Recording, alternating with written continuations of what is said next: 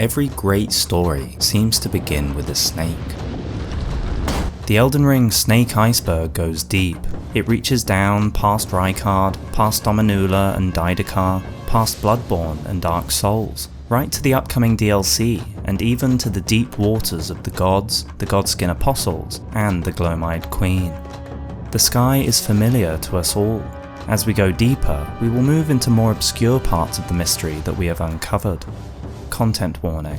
This video contains graphic content that some may find disturbing, including real-world footage, discussions and footage of a sexual nature, religion, torture and taboo, conspiracy theories, blood. A heavy content warning for those with a fear of snakes. There is real footage throughout this video showing every part of the snake and its life cycle. The footage is as explicit as nature herself. You have been warned. Also, spoilers from start to finish for Elden Ring, the Dark Souls series, and Berserk. The sky shining down on the iceberg is unclouded. The lore in the sky is beautiful. There is a lot, including the Godskin Apostles are connected to snakes. They have inhuman physiology. Raya is Zarias, a half snake, half human. She is somehow connected to Rykard, feeding himself to the Great Serpent. Rykard surprises his heroes by welcoming them as family. Together, he plans to devour the very gods. Daedakar got up to some weird stuff. There is an egghead king. In ancient times, there was a religion which worshipped a snake deity. At the end of Rykard's storyline, Tanith will eventually eat Rykard's dead body. But each of these lore discoveries alone doesn't give us any answers. What is the snake obsession in this game? And what does it mean? On the surface of the iceberg, we will start to make connections. If we draw the threads together, do we start to see a pattern emerge? Just what is the snake in Elden Ring? On our first playthrough, we notice snakes, but they only confuse us. The Godskin Apostles are in various locations, but it seems with little connection. The Church of Aiglay and Dominula feel worlds apart, and the Divine Towers seem to be from a different age altogether. Why would they skin Daedakar as punishment? Why is Tanith so charmed with Rykard? Why are gladiators riddled with snakes? We learn to be wary of the snake like everything else, and we complete the game without answers. In the second playthrough, these impressions form a clearer image. Snakes seem unpredictable, but some things repeat. It can't be random that snake worshippers in Dominula and in Volcano Manor both seem obsessed with virgins. During their festivals, the dancing women of Dominula dance around the virgins of the village, who are dressed in blue, and in Volcano Manor, the unique Iron Virgins seem much more important than just an enemy.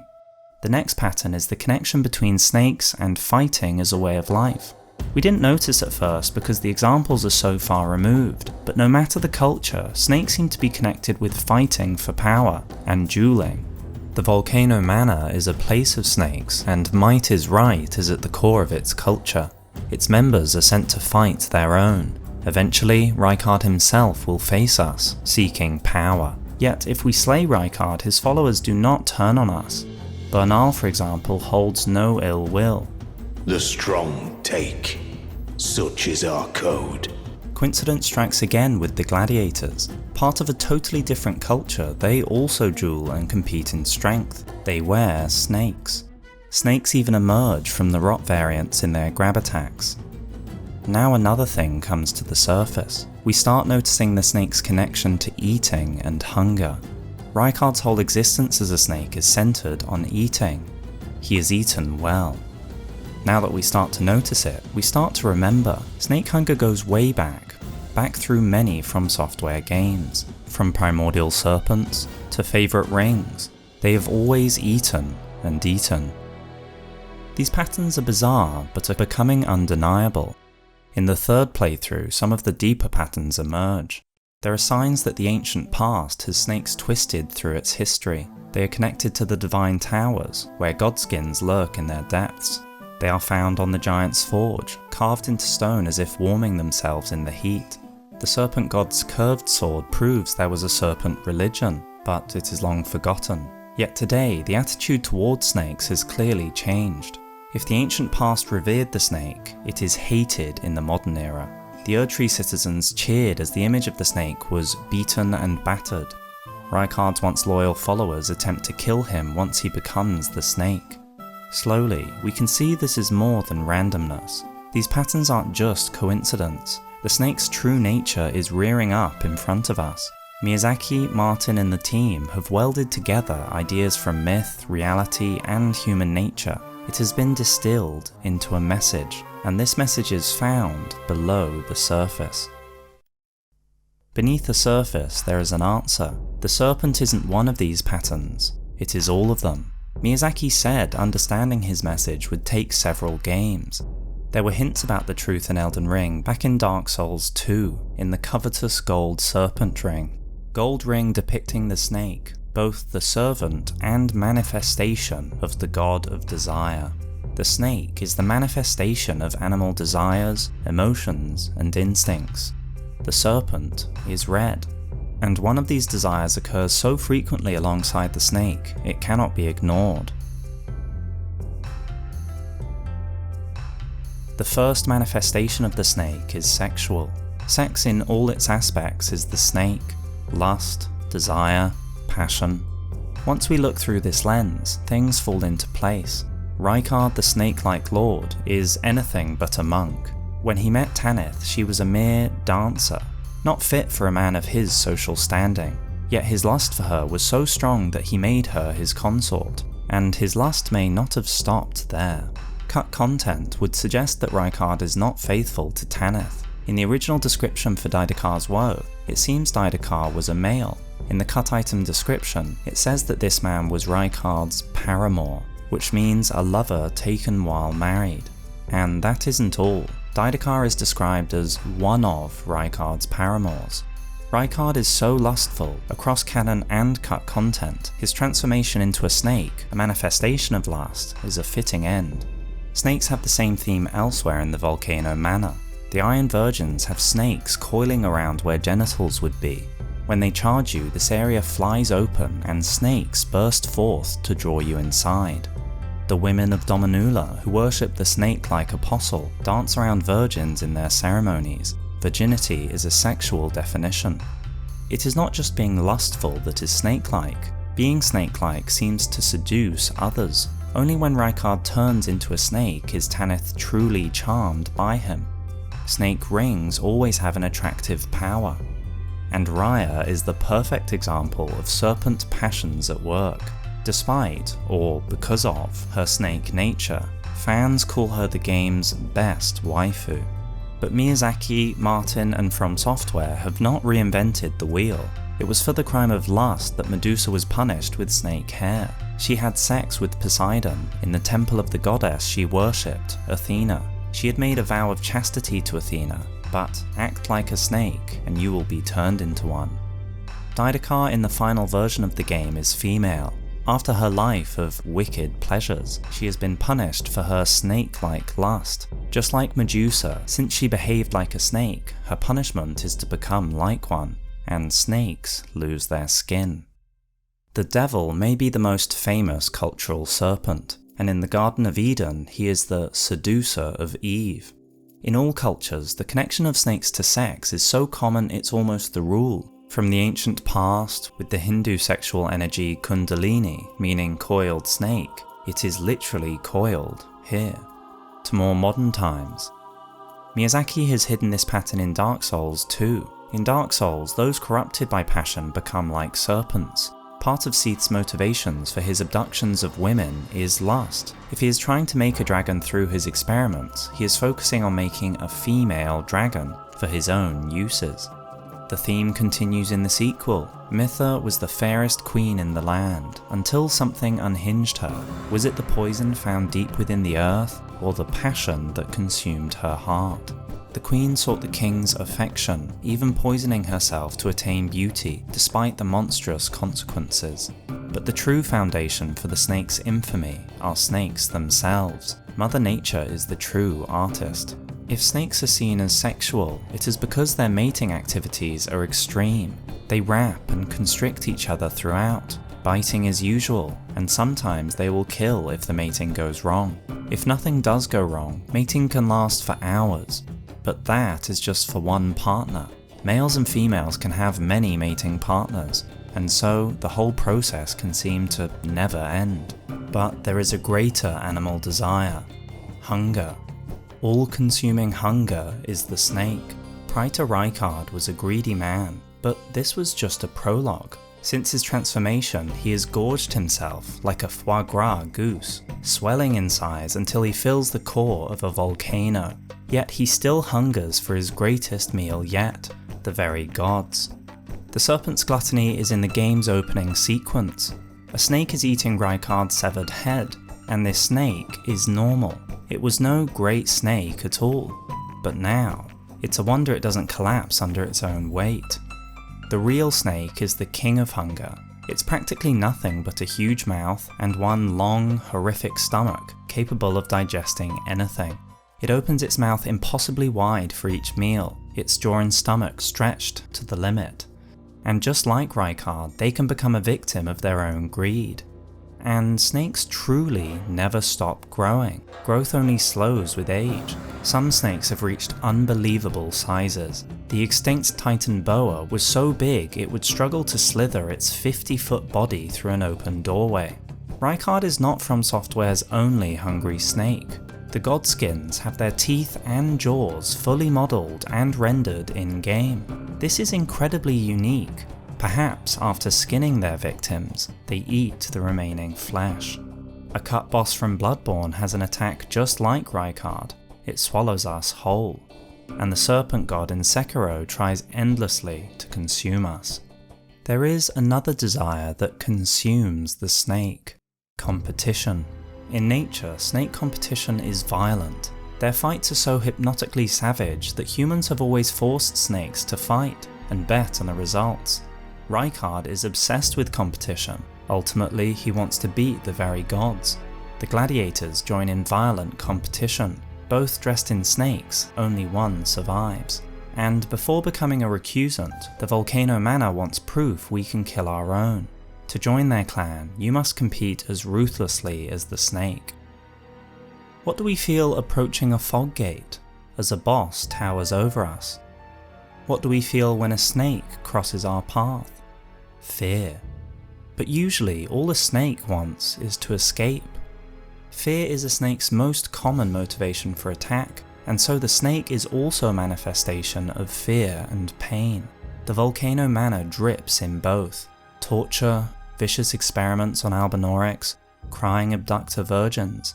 Rykard's growth comes with pain, a pain Rykard takes part in. He may stay asleep simply to avoid the pain of his own growth. After all, his guts have literally opened from the inside. The snake has good reason to be afraid. With no real armor, the snake bleeds easily.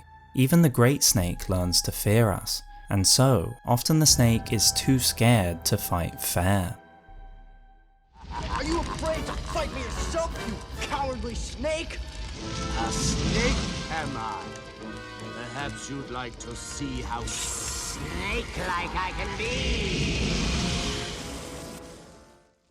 This video is sponsored by Project Orochi. Orochi not only make awesome streetwear that you can check out, but they were perfect for this video. Their clothes are inspired by mythology and video games, such as For Honor, Ghost of Tsushima, and Sekiro. They also have fun anime-style designs, more badass designs with tigers, dragons, samurai, and even Jormungandr. And of course they have Dark Souls themed clothes, such as the Fluted Night tee and the Profane tee. One tee that might be our favourite featured beautiful ancient Japanese art.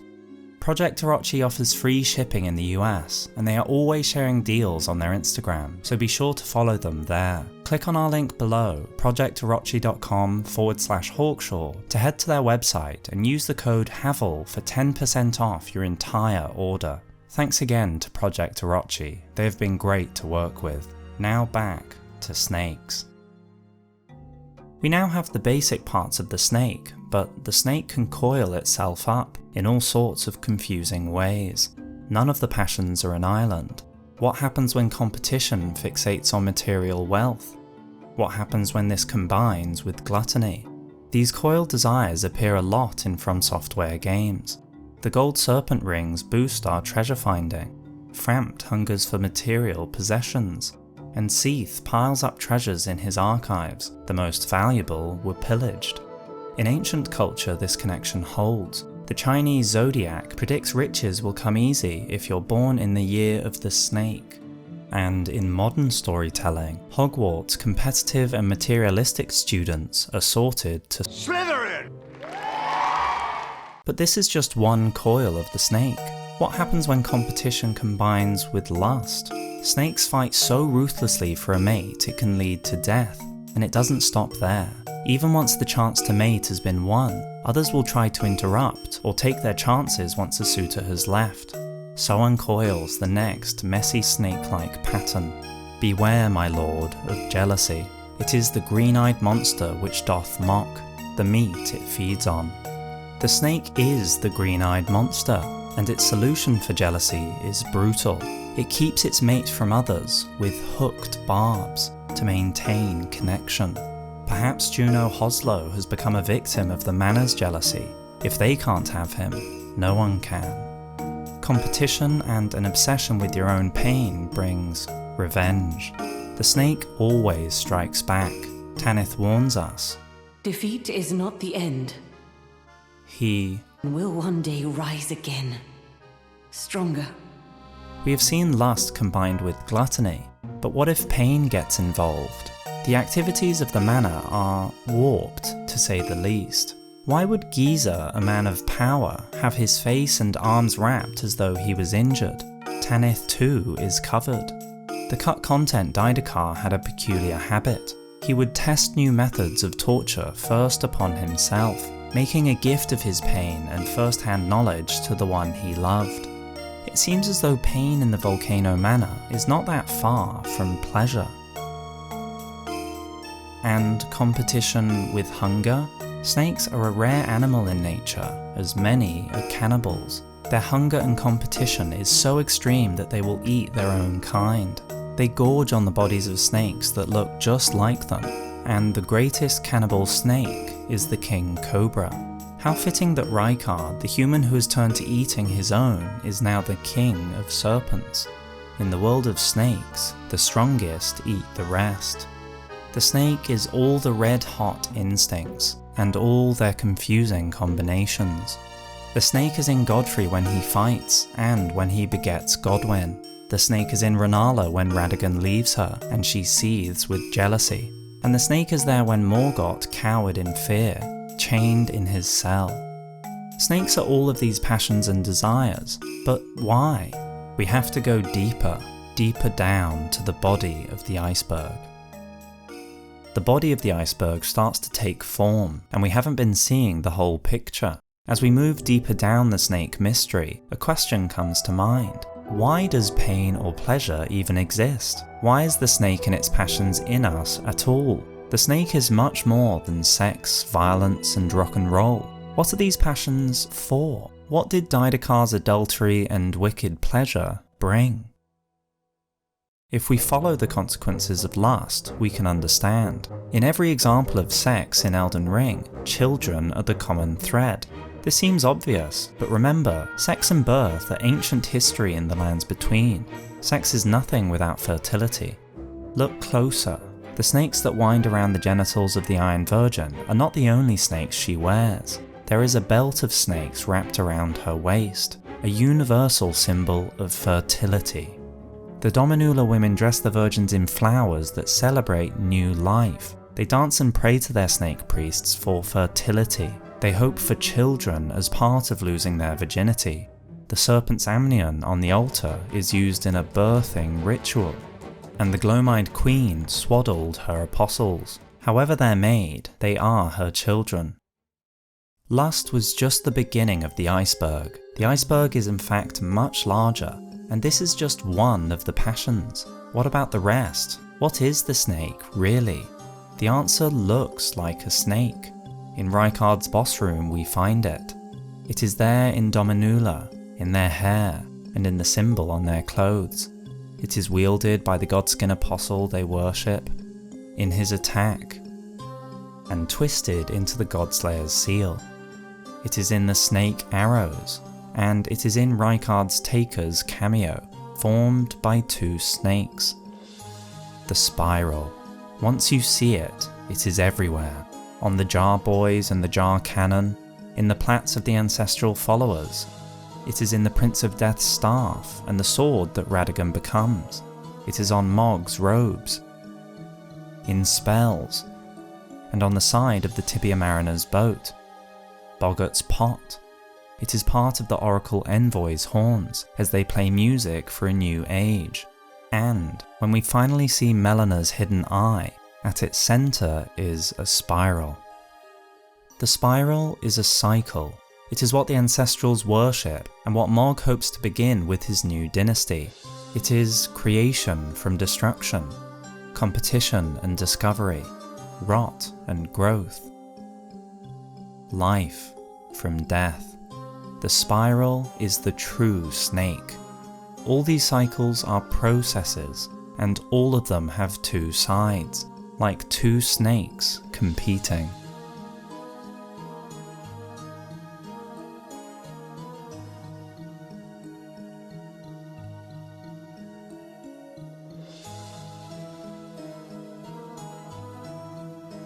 The spiral in the Lands Between always fits with this principle, and outside the Lands Between it goes even deeper. Chinese mythology has serpent-like deities called Nuwa and Fuxi, who created almost everything. Their form? Two snakes intertwining. Miyazaki may have made Karth and Frampt in their image. They fight for different things, and yet they come together in the end. Two in one. A process. A cycle. Like how the Caduceus Staff of Hermes represented balance. Balance is only achieved with opposites. The helix across human culture has been paired with the cycles of life and death. So when the molecule at the centre of life was discovered, it seemed meant to be that it took the shape of a spiral. The snake is much more than instinct. The snake is the manifestation of survival. Everything we thought it was are just its tools of survival. We can understand this idea better by looking at the snake's most paradoxical tool. In every Soulsborne game, snakes are associated with undeath. Snakes burrow beneath the earth and back, much like a buried undead returns to the surface, but it is much more than this similarity. I servant never die. Why do Volcano Manor perfumers study snakes to learn revivification, which means to give new life or vigour to? Why does Garrus, a necromancer, hold company with a serpent? The serpent is the symbol of undeath because true long-term survival must survive through death. The snake uses death to live. Whatever living thing you choose, no individual survives, and yet life goes on. Not only that, animals adapt through death. Evolution of a species is a modern idea, but improvement through destruction is an old one. And so the snake embodies this truth of survival. It lives and grows through death, its most paradoxical tool. This explains turning to the snake for the secrets of life from death. By understanding the snake, Garrus may be able to bring back his family, and Perfumer Carman may be able to renew himself indefinitely. The same connection holds beyond the game. Asclepius learns how to live forever by watching serpents bring each other back to life. And Voldemort is snake-like, because to cheat death, he gave some of himself to the serpent. The tool of death is why the snake is carved on the giant's forge. Both the snake and fire are red. Both are life-death cycles, destructive and productive. Both break down and forge anew. So the two seek each other. The volcano is also like the snake, full of fiery passion, but each death is a sacrifice for new life. The partnership between snakes and flame is still at the centre of Elden Ring's story. The one who walks alongside flame shall one day meet the road of destined death. The snake is undead in another way. They shed their skin. They leave behind a corpse of themselves to birth themselves anew, bright and beautiful. This idea is found everywhere in Elden Ring. We find a shed skin in the Temple of Agley. It has a space, just where Rykard's face appears on the Great Serpent. Rykard must grow with the serpent, and so he must be part of its shedding cycle. When we meet the Great Serpent, there are strips of skin hanging off it, remnants from its last shed. Looking closely, we can see Rykard's face is built up in layers, ready to be shed as he grows. One day, after Rykard has shed his face countless times, his face will be like the face of a mountain.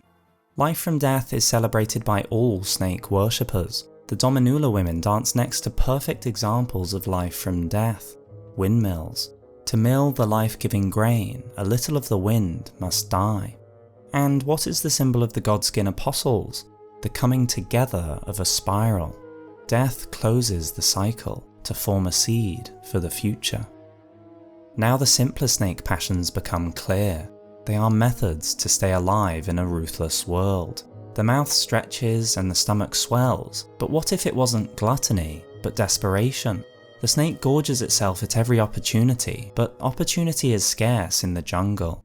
The Dark Souls 2 Serpent Ring says, greed is traditionally viewed as a vice, but only a fool lets that ruin a good opportunity.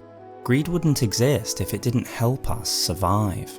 The symbol of the snake living and renewing itself indefinitely is the Ouroboros. The snake does this by eating itself, feasting on itself to grow anew. This magic is elsewhere in the lands between. The serpentine land octopus eats their own limbs to regenerate health. Rykard, in an inspired move, puts himself into this loop by feeding himself to the serpent. Countless heroes then are eaten and live in Rykard, until Rykard himself is eaten by Tanith. She feasts on her true love, so that he may live inside her. If he does survive, he may still achieve his dream to eventually consume the entire world. Every act that aids fertility and birth is the snake. When a snake spirals with a mate, it produces offspring who survive the parents. Lust, jealousy, envy are all just tools. If they didn't work to survive, they wouldn't exist. For the snake is not just phallic, it is an umbilical cord, the connection to our ancestors. Even in sex itself, orgasm is called the little death. The tool of fear is a basic instinct. The snake hides with camouflage, burrows under the ground, and bluffs by hissing or lunging. But fear is just a survival tool to tell you when odds aren't in your favour. However big it grows, the snake is always wary. Rykard doesn't dare show his face outside his volcano. His manor is an insular place. Only his serpent men roam outside, and he doesn't even trust his heroes with the truth. Rykard's fear of desertion is so strong, only Tanith knows his secret. After all, even his followers tried to kill him. To reveal himself to every faction would be like a snake slithering onto a beach. The birds would forget their differences and turn on the serpent. So Rykard bides his time, afraid as every snake is. But fear helps in the jungle. To shed the skin takes friction, and for the strongest survivors to prove themselves, you need competition. Real snakes compete in spirals, fighting over territory or mates. The snake who admits defeat will respect the strength of the winner and leave him the spoils, for a while at least. We see this in the Volcano Manor. Competition helps the heroes rise to the top. The coil shield puts it best. The snake on the shield rises above its peers as a particularly showy specimen. Tanith believes in snake-like competition so deeply that when we tell her we have slain her true love, she says, It's true then. You've defeated our lord. No, I must thank you. Our lord was yet weak. You have taught us that. Competition is an invisible cycle that selects the best. The whole becomes stronger despite the destruction along the way. The ancestral followers worship multiple ancestral spirits, but only one is king. Godfrey has the same attitude. Thy strength befits a crown. Even Rykard has earned his crown as King of the Snakes, but according to the lore of the snakes, we take his crown, and so his followers respect us for it. You killed Rykard. I harbour you no ill will. The strong take. Such is our code. Competition helps survival, from basic animal dynamics to complex systems. Destruction is always part of the process. If snake-like instincts didn't push individuals to risk themselves for the sake of greed, the process stops working. No competition brings nothing, and too much competition corrodes the participants away. But the right amount of competition is a creative force. The venom of the snake, in the right dosage, is medicine. Miyazaki's inspirations have the same message. In Berserk, Guts and Griffith are in competition. They seem to be two halves, and it is not the first time similar pairs have battled. This cycle seems to repeat again and again, as though the pain and struggle of their suffering is all for a purpose, to make something greater. We haven't dared read the secret chapter of Berserk, but our intuition tells us it reveals the same philosophy. The power of competition even creates the spiral world tree. In a fight between Griffith and the Skull Knight, it is the destructive power of a sword attack that creates it. All these tools that are the snake have immense value, and so the ancient cultures in the lands between slowly began to worship it in snake-like ways. The Dominula serpent worshippers celebrate skinning as part of their violent festival, and on the altars dedicated to Aegle the serpent, flesh is placed. But why do the snake worshippers celebrate all this pain? Why is sacrifice always present? It is because they know what the snake truly is. Pain may be bad, but without it, all would be lost. It is the sacrifice for something greater. As humans learn the confusing but undeniable connections of life, and the horrific necessities needed to sustain it, all of nature must be worshipped, because death brings life. And so, in time, every great cycle of life will be worshipped as a god, all in balance. Everything you see exists together in a delicate balance. As king, you need to understand that balance and respect all the creatures, from the crawling ant to the leaping antelope. But Dad, don't we eat the antelope? Yes, Simba, but let me explain. When we die, our bodies become the grass, and the antelope eat the grass. And so, we are all connected in the great circle of life. The giant's god will only give his aid if you burn a part of yourself. The disgust of rot doesn't prevent its worship. And in our own time, Mohg believes the gift and loss of blood that takes part in death, birth, and consumption may be its own cycle, worthy of worship. The religions of the lands between understand the idea of balance, of dosage. A snake's venom can kill, but in the right amount, it is medicine. However, the point of balance is always changing. The snake in alchemy is also associated with sulfur, and sulfur is volatile, just like the snake. But this element is also seen as transformative. The base snake can change into a higher form. All of the snake's processes are survival, but in time they can work so well such an aim is surpassed. Sometimes things can be the same until they change.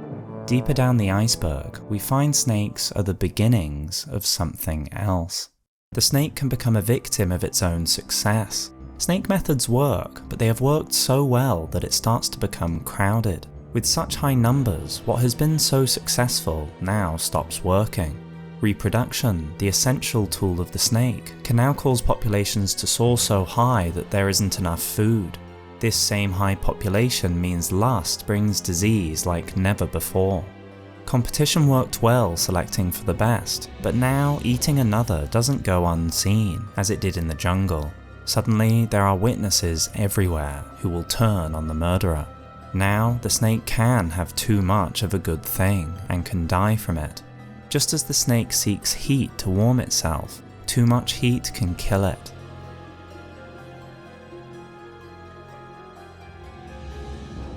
Bizarrely, the snake passions have created so much success they begin to cause their own redundancy. They are less adaptive to the environment. These passions must now be held back. So a new spiral emerges. The snake passions meet a new resistance, and like two roots of creation, from these forces arise society. It forms like a great tree under whose shade all can rest, where everyone can be sheltered from the wind by its trunk, fed by its fruit, and can climb its branches, escaping the old predators of the jungle. Now we are no longer the victims of constant fear or hunger that were the daily realities in the wild. It is as though we no longer have to crawl in the dust to survive. We are allowed to walk with our heads held high. Walking has dignity. Yes, dignity. This new stage is like a miracle. It feels impossible when we start with such wild, raw materials. The magic of how society arises is summed up perfectly by the companion jar. Though the jars are brought to life by human flesh and blood, they are all rather kindly folk. Perhaps they were made to be better than their innards. Together they are more than the sum of their parts. And this benefit of coming together, the benefits of society, charms the snake. Now in this emergent environment there are new incentives. We become more soulful and less instinctive. There is less and less brutality. The snake is no longer in the dust. It is rising off the ground. Children are no longer abandoned at birth as the snake abandons her eggs. Children are raised by their parents and know their mothers. Bock is closer to human than Raya. He knows his mother, but she does not. The individual is not so competitive. It cannot work so directly for personal gain. It cannot behave so territorially. The individual now finds greater benefit working for the group. Food is gathered together and shared. This is so much easier than the way of the jungle, and everyone benefits. Just like the fire within the forge, the power of the snake is tamed. Now, under the shelter of this great tree, intellect can explore the mysteries of the world. With space from the immediate needs of the jungle, we can discover its beauty and its rules. Methods are found for further growth. Producing food becomes farms, our rivers water supplies, and the land itself is not our master, but a tool. Roads, towns, and cities grow and multiply. With more and more abundance, works of art are created and enjoyed. The academy learns from the stars. The capital develops culture and ceremony. The world has changed. In this new world, if you can master the snakes within you, then the spoils of society are yours. We see this symbolized in-game and in our own world. Snakes guard treasure, and it's an analogy for overcoming our base desires to achieve what we truly want. There is a repeated depiction of gripping one or two snakes in your hands to symbolize overcoming animal instinct, mastery of oneself. And the Philosopher's Stone, which is seen as the key to the greatest enlightenment, is guarded by a snake. In the capital of Leyndell, if you want to show just how far from snake passions you are, you trade the showy red of the jungle, a display of animal force and instinct, for a cool, rational blue. You are displaying your commitment to this new world. This new world seems to have a kind of soul or flame, a kind of life or sun. And each of us adds a piece of their own fire to it, and from this act, everyone can be warmed by a shared sun. And so, the wearers of blue, whose ancestors worshipped the snake as divine, now turn away from the serpent. But the snake is not so easily tamed. The snake is far too dangerous for that. Just like metal that has melted in the forge, the snake can slip through any gap. If the snake's nature is uncontrolled, it will wreak havoc. Lust, envy, violence, these things can blot out the sun. Whether small-scale violence or widespread famine, it wouldn't take much for the wheels to come off. The gaps in the forge must be closed tightly. Snake behavior must be prevented, and so it is punished. Instead of individuals seeking revenge, society as a whole will now punish those who misbehave. But the greatest punishments of society are not clearly defined. They are simply part of the invisible societal fabric. The fear of rejection by your group, by friends and family. Embarrassment. Shame. These regulate the snake within us. Whether it's a partner, your role in society, a child. Like a tide, these compel you to behave. Be it as a tailor or a lord. And so, the concept of evil arises in this new world. In the animal world, there was only effective and ineffective, life or death. Now, behavior is also measured by how it helps or harms society. These attitudes emerge without consensus or even a knowledge of why, but their power is phenomenal. The thread that connects evil to society can be found in myth, but it is subtle. The name Nidhogg, the serpent that tries to undermine society, became a Nordic slur. This slur meant someone who has obtained the status of a villain or who has lost their honor. Both concepts would be totally alien to a predator in the jungle. Evil is part of society. It didn't exist before it. Slowly, as the snakes are more and more controlled, we are less and less adapted to deal with them, so the snake and its passions come to be greatly feared, in others and yourself. This comes slowly, for the snake has long been loved, but eventually the monkeys climb higher up the tree. No longer is cold or starvation the killer. Under the shade and protection of the tree, many dangers are removed, but the dangers of each other are not. The snake in one another is now the top predator. In time, punishment and social attitudes are effective. Fear turns to hate, and hate turns to disgust. The snake that crawls on its stomach has no dignity, and the snake-like passions are seen as low and vulgar. Our disgust for the snake can be so extreme that it doesn't matter if someone is working for the greater good. If you show snake-like behavior, no matter the aim, you will be cast out from society. Whatever Rykard's intentions, the story was the same. As the Lord lost his dignity, so too did these knights lose their master. Now, with the worship of the snake a distant memory, there is a new change. The complexity of the jungle is forgotten under the shade of the tree. The tree is so beautiful, it seems to be the only thing, and a new religion arises. Not worshipping snakes, death and life, fertility and birth, rot, growth, strength, but simply one God, the God of order, the order that can be seen all around in society. Now the snake can be more than punished. It can become an object of religious hatred. The snake becomes a cult and pagan. Now you cannot escape your crimes, even after death. If your fellow man doesn't punish you, God will. Hell is waiting for those who behave like a snake. Ancient Norse poetry tells of a snake hall in hell that punishes those who behaved shamefully in life. There is a serpent there who eats the bodies of men perjured and wolfish murderers, and the one who seduces. The snake is no longer godlike, but a demon. There's a demon inside of you. It's inside both of you.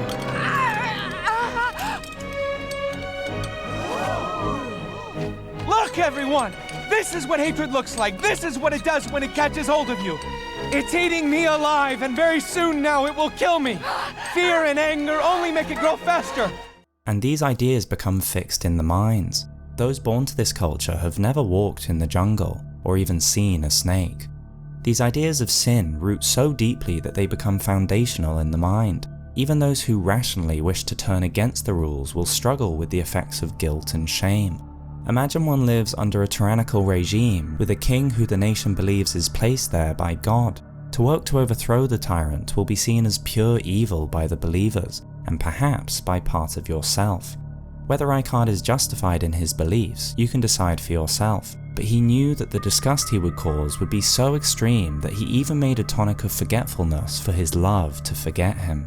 The road of blasphemy is a hard one indeed. Now new religious concepts come into play. Reproduction is no longer of the jungle. Marriage develops. They are spiritual and religious ceremonies where people are joined for life. Concepts around birth that had never had meaning before, such as maidenhood and soulmates, come into existence.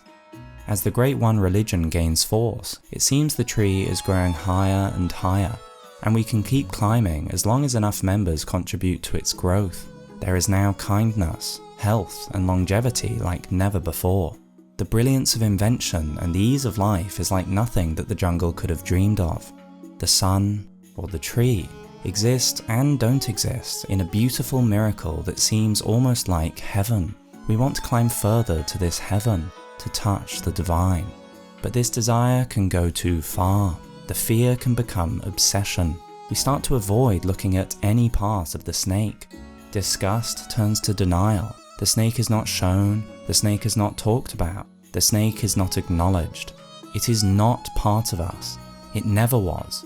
We climb higher into the tree, never looking down. Now we want the sun to shine forever, an endless day. The old principles of balance are denied. Some begin to say night is not necessary.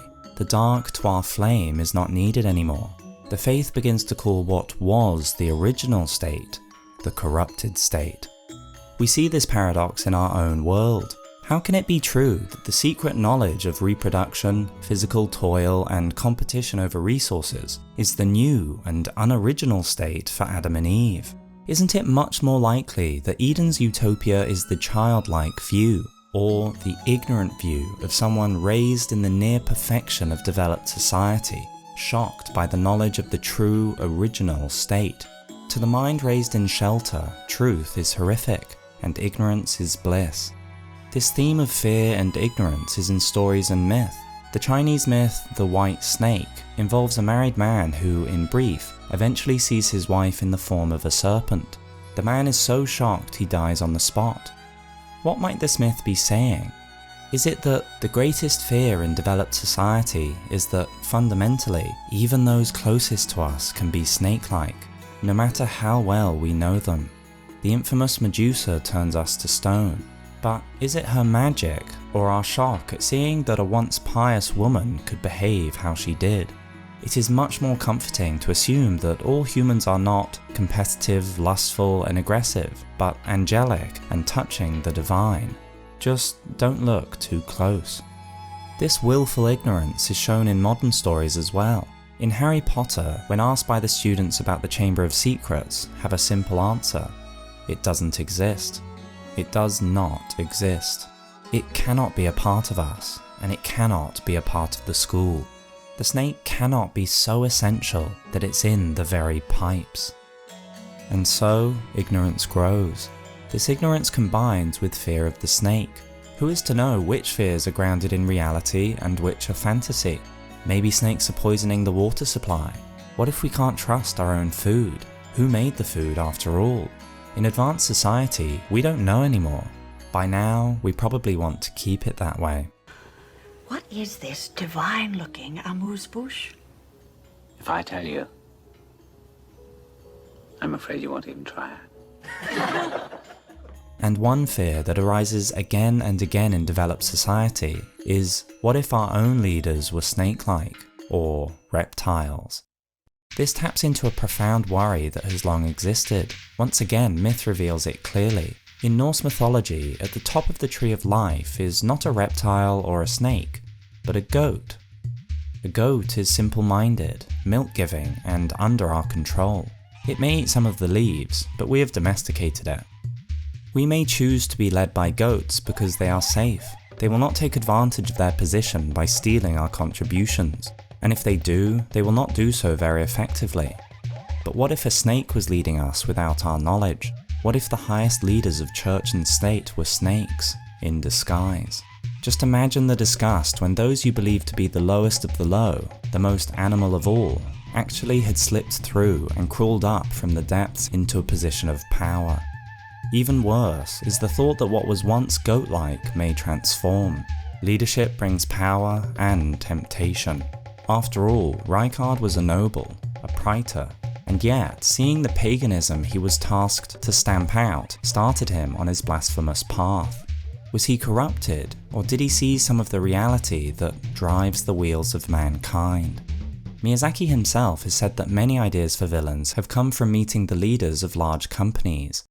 Now I'm president, he says. I get to meet a lot of other company presidents. They're such weird people. I'm fascinated by them. With a smile, he adds, I use some of them as enemy characters in our games. The obsessive fear of the snake continues to grow among all society members. Eventually, anything connected to the snake must be gotten rid of. Extreme emotions, sex, and violence are one thing, but now even the deep snake will be tampered with. If society wants to reach the divine, that means it must overcome crude and vulgar methods of birth and death.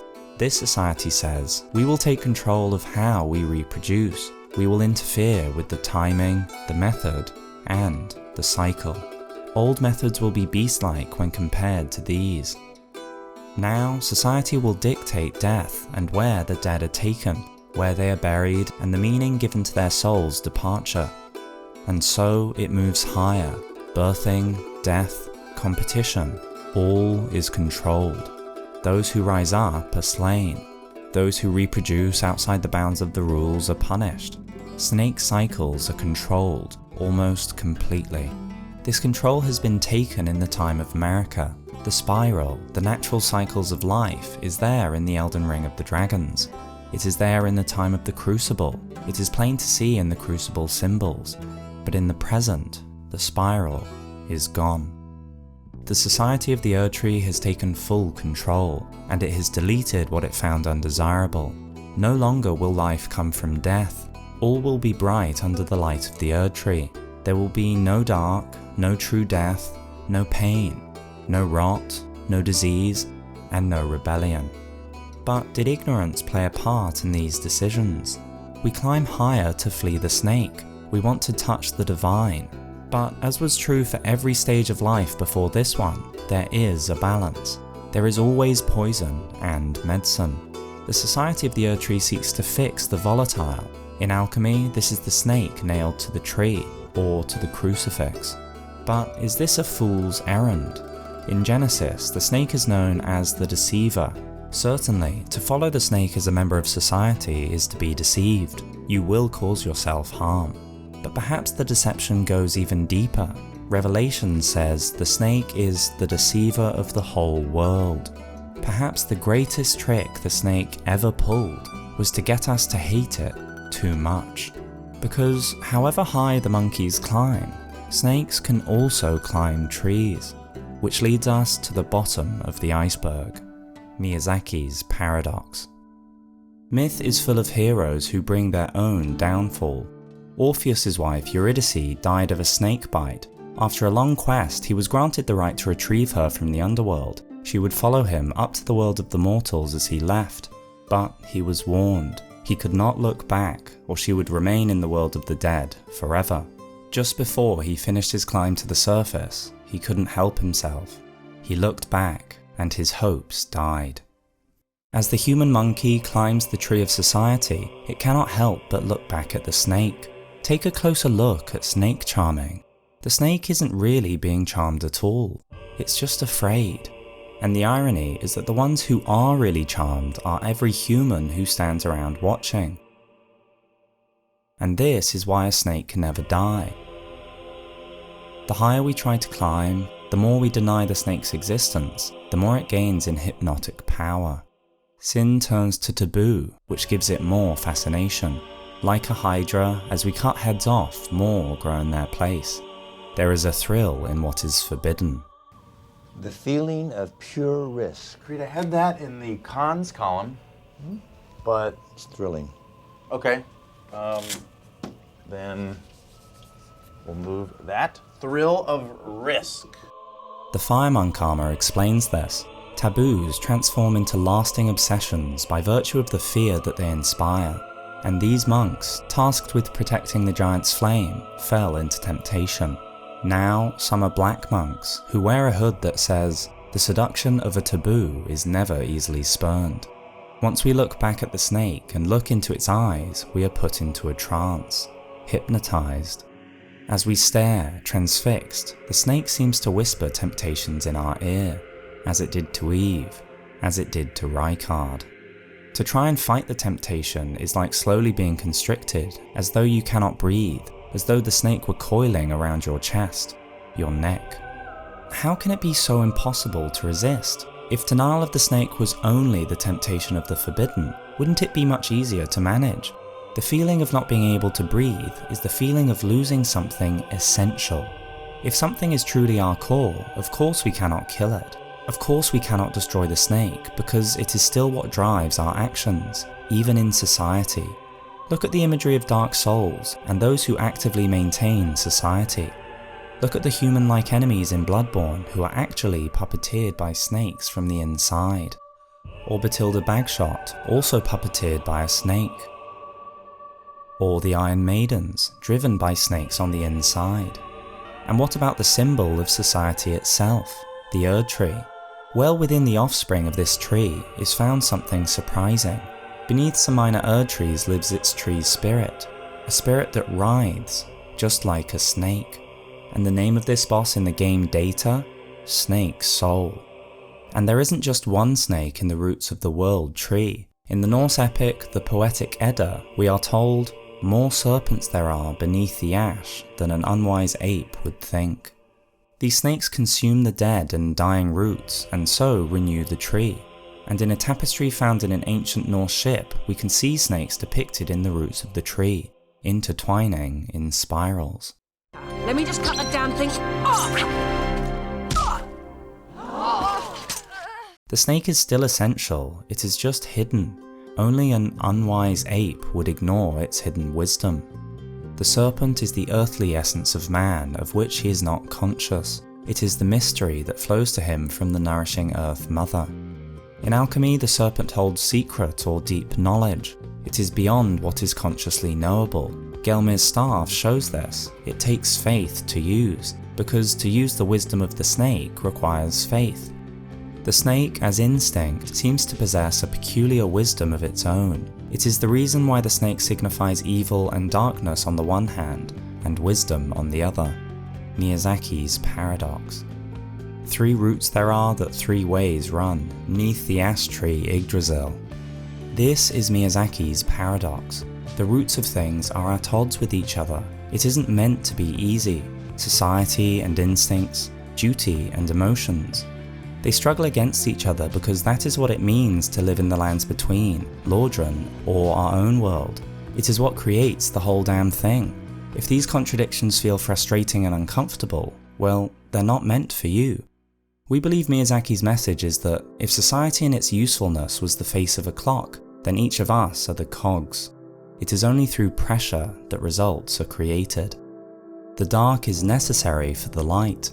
Snakes are the ones who pull the sun across the sky, and who try to swallow it. And as part of Miyazaki's paradox is a conclusion, a message that is clear in all his games. To try and resist this truth will bring tragedy.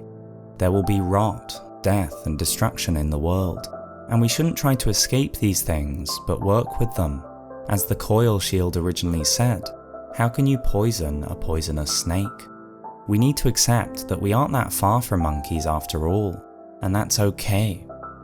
The evidence that Miyazaki, Martin and the team believe that tampering with the snake causes problems is all around us.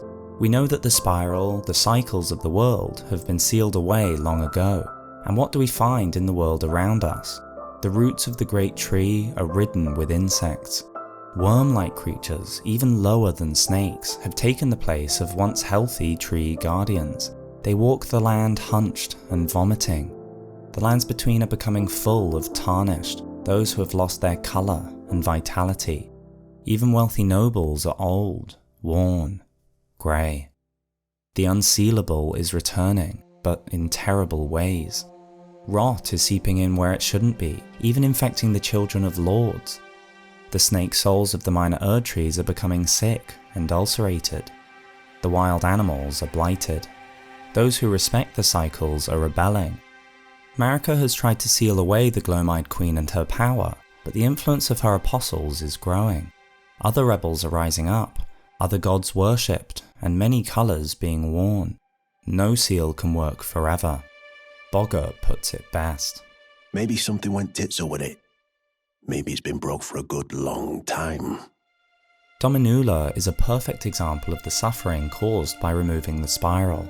The majestic windmills were once well maintained. They ground the harvest that would feed the nearby capital. Now the windmills are tattered. Whatever grain is left is rotten. The villagers have turned to the snake in desperation. They crave the renewing power of the cycle of life and death. They crave it so much that they bite their own arms as a form of attack. Strength from death. The spiral of blood. The Dominula women are doing more to kickstart renewing spirals. They are infamous for hunting their own men, skinning and burning them. But why? The answer is found in the festival. Look at the virgins who play a special role in the celebration. They are hardly young enough to still be maidens. The hood they wear is described as a stunning blue that is only permitted for young maids who play a central role in the festival. But the blue is far from stunning. The blue is even faded compared to the navy hood that lies nearby, worn by the corpse of a noble long dead. These maidens are far from the prime of life. Isn't that bizarre? Why are such old women maidens, and dancing in the hopes of losing their virginity? Well, the spiral has been removed. All the aspects of the snakes have been robbed of their power, including lust. The original turtleneck meat description says, "Turtle meat is said to boost virility, but none in the lands between seem to have much appetite for it these days. In the lands between, the urge to reproduce has waned long ago. The men of the village no longer feel physical desire, but it seems that the women still want them, and want children. Dominula villagers still dance with hope at their ceremony. They are desperate for the men to regain their potency, so they can do the deed. And this is why they are skinning their men. Just like a snake sheds its skin to be renewed, bright and full of vitality, the women skin their men, hoping that this ritual will give them back their snake power, their libido. Not only do they skin them, they burn them like metal in a forge to forge them anew. And this may not be totally insane. The men once cowered, begging not to be skinned, but as we walk by the burning pile of bodies, the men stand up, reborn. All this pain simply because they have been denied what nature granted them. They cry, not unlike the Iron Virgins, who cry as they hold a longed-for child. The world in general is transforming for the worse. Without death, the system is becoming weak. I feel thin, sort of stretched, like butter scraped over too much bread. And as the competitive snake knows, weakness is vulnerability. Weakness means opportunity. If the Erdtree refuses to burn in the fires of rejuvenation, a competitor will crush it, and competitors are rising. The supposed one god of Marika cannot hold its place. The many gods are coming. And thus created the seven, where most of the peasants say, okay, we have seven gods. No, you have one god. New kings. The god of scarlet rot, who is growing their presence in the lands between. They possess a wicked intelligence and shouldn't be underestimated. And the greatest threat of all is the serpent Rykard, growing endlessly beneath the manor. A threat so grave that Morgott had to wage all-out war against him. And Morgott knows what he is doing. It is essential that Rykard be stopped, because just as a demigod has a shadow that will one day shepherd them to the world of the dead, so too is everything given a time to die. And so, the Society of the Erdtree is no exception. It too will end. As those destined to kill the Erdtree begin to rise, it will be called blasphemy, just like every uprising in the past. Just as America's early resistance against the King of England, claimed to be chosen by God, was called blasphemous. But in the end, everything dies. Individuals, cultures, ages, worlds. Because it is inevitable. Death cannot be sealed forever. But have you noticed something throughout the whole playthrough of this game? Have you noticed that there has never, not once, been a true snake? Rykard has limbs. The apostles have assimilated snake biology, but are not full snakes. Snake men are not true serpents. Snake statues have wings. Some serpents are like snails as they make shells their home. No serpent is pure. So what is going on? And how is this connected to dragons? True serpents, dragons, shadows, and much more, all can be found in the deep, dark depths beneath the iceberg. But it is not just the reptilian appearance. There is something else that connects them. The ancient dragons have a full set of limbs, and on their backs, multiple pairs of wings. But just like the true serpent starts without limbs, and then seems to gain them, so too can the dragon seem to lose its limbs. The ancient dragon's weaker modern counterparts have lost a pair of limbs and a pair of wings, and this design choice is very consistent across From Software games. The snake and the dragon are clearly connected. In our world, the year of the snake is often called the year of the little dragon. In Greek myth, it can be a serpent or dragon that guards the famous golden apples, and the most infamous of all snakes, Satan himself, is just as ambiguous. How could the biblical serpent be punished to crawl on the ground if he started with no limbs? Well, Satan was once called a dragon in the Bible, and at the same time as lust, envy, aggression is released onto the world. In Dark Souls there is also this strange connection. One imperfect dragon is the Hellkite Drake. It is different from the eternal dragons. This difference has been important to the community for years. What is an ancient dragon, a dragon, and a drake? The mystery becomes even more confusing in the Silver Serpent Ring item description, which says the snake is an imperfect dragon. If we combine the Eastern reverence for dragons with Miyazaki's snake/dragon ambiguity, we can find the answer. A thread that links the two, like the turning of the windmills and the twisting of the whirlwind. We can see the answer everywhere and nowhere. The serpent's amnion will never dry out. The dragons are eternal. A snake can never die. The god Shiva holds a trident showing the past, the present, and the future, and with them is a snake. Both the snake and the dragon are the manifestation of time. The dragon is divine eternity, and the snake is mortal eternity. The dragon is part of the heavenly realm. It is truly eternal. But the snake is only eternal thanks to the mortal tools of survival. It has to crawl on its belly. The serpent, if it wants to become the dragon, must eat itself. This is the connection between dragons and snakes, and their difference, the way they survive through time. This is why when a dragon uses the methods of a snake, it is cast down into the base, mortal plane. When ancient dragons turn to birth, envy, lust, they descend towards the snake. Grail gives birth to offspring, and she has lost a pair of wings. Her remaining pair have fused with her front limbs. She is no longer a true ancient dragon. Modern dragons, her descendants, have the same traits. They are weak in comparison. The envious and deceitful Seath is serpent-like and lacks the eternal scales. The Hellkite Drake may be big, but it's on the earthly plane. It is not eternal, for it has been born. As it will survive with mortal methods, it has less limbs and wings. A defining part of the eternal dragons are their scales. They are stone and unchanging. To lose them is to die, but the snake's scales must stretch, change, and eventually shed. The snake must shed its scales over and over to live forever. The dragon-serpent relationship is beautifully illustrated by their two greatest bosses. The Dragon Lord whines about himself, like the coils of endless time, strikingly similar to the position of the great serpent, but the mighty dragon soars effortlessly above the ground. The dragon is of heaven and can survive effortlessly, but the snake rests firmly on the earth, amongst disparity, forced to warm itself to survive.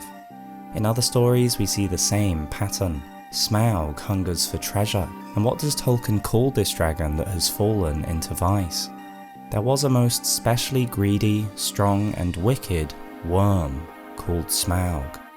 Fafnir, who murders for his treasure, eventually has his limbs removed, and Ying Long, a dragon from Chinese mythology, is punished by the gods for disobeying them. The dragon's punishment is to be cast down to the earth, to lose its wings, and to be forced to live as a serpent. The snake cannot rest like the dragon of mineral stone. The snake must wind endlessly, and yet, as it crawls, you can see in it the shape of infinity. But if dragons are one end of a scale, and they can fall, it must mean that snakes can move up the scale too, and become more divine. This is the reason for the pseudo-snakes we see in-game. Around the Volcano Manor is a dream for all to see.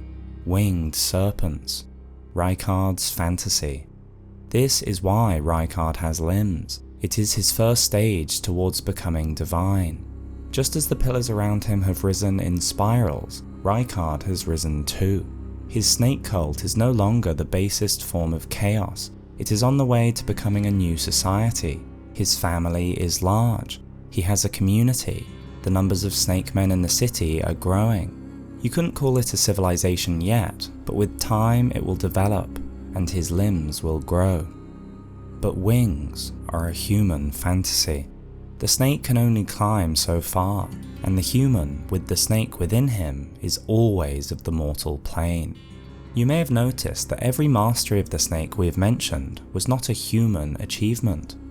Minoan snake goddesses gripped the snakes in both hands.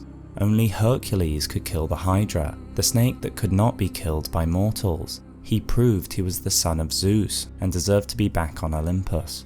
Heaven is for the gods, and you must be divine to overcome mortality. Humans are the snake, not the dragon.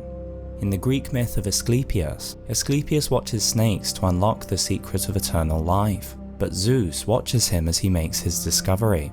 Zeus strikes Asclepius down with lightning in punishment. Dragons can descend or take human form, such as Lanciacs. The reverse, however, is impossible.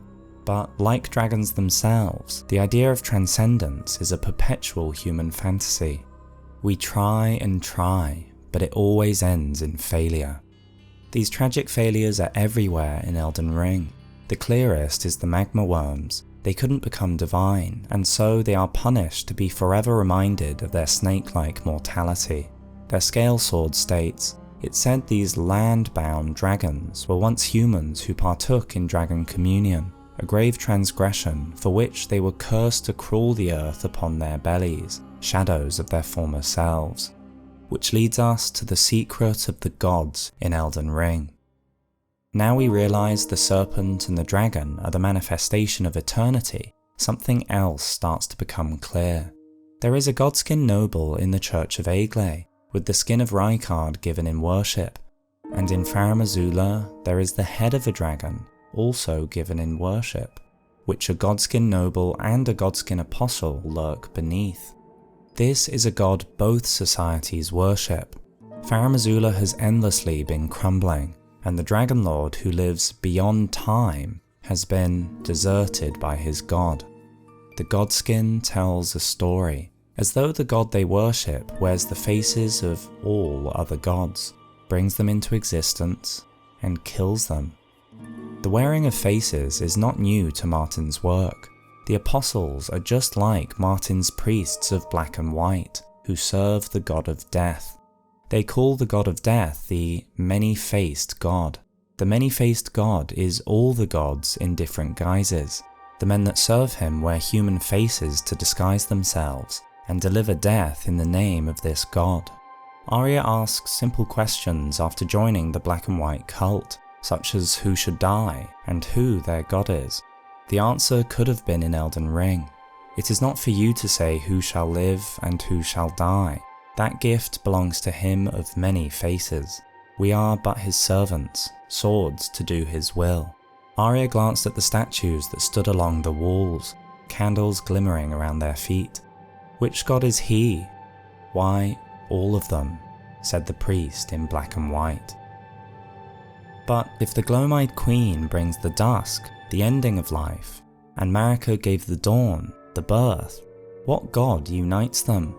Who is the god of many faces in Elden Ring? The god worshipped in Farum Azula and Volcano Manor, that has deserted Placidusax, the god of the Gloom-Eyed Queen and the Godskin Apostles, is the god of time. This god wears the faces of all other gods, dressing in the guise of all events and all aspects of nature. It is camouflaged. It brings things into existence and can kill them. All the gods of nature, scorpions and rot, or antlers and spirit, all function within the god of time.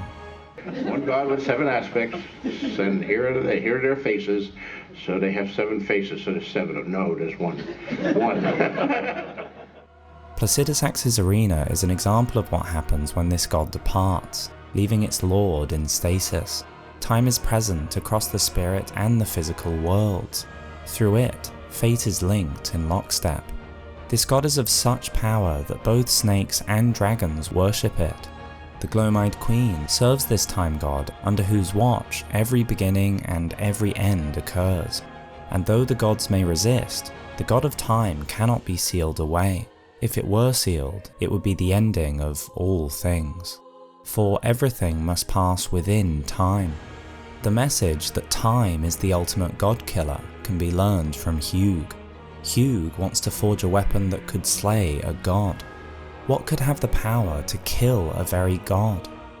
A man cannot kill a god. To make a weapon capable of such power, we need to imbue the weapon with the power to twist time. And because this god holds the power of absolute ends and absolute beginnings, it has the power to end the cycles of mortal realms. A farewell to it all, a peace, a gift from the god of time. Death is not the worst thing, it is his gift to us, an end to want and pain. When our sins and sufferings grow too great to be borne, the angel takes us by the hand to lead us to the Nightlands, where the stars burn ever bright.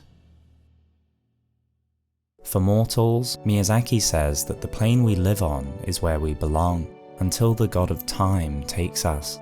Paradise is not for our kind. We will always have pains and passions trading places. It is the disparity of life. While it isn't heaven, maybe we should embrace the flame and the dark. If we can't become divine ourselves, we may make things together that reach that realm, greater than the sum of our parts, like a great golden tree. So peer forward, with your head held high. There's something about this mortal realm, after all.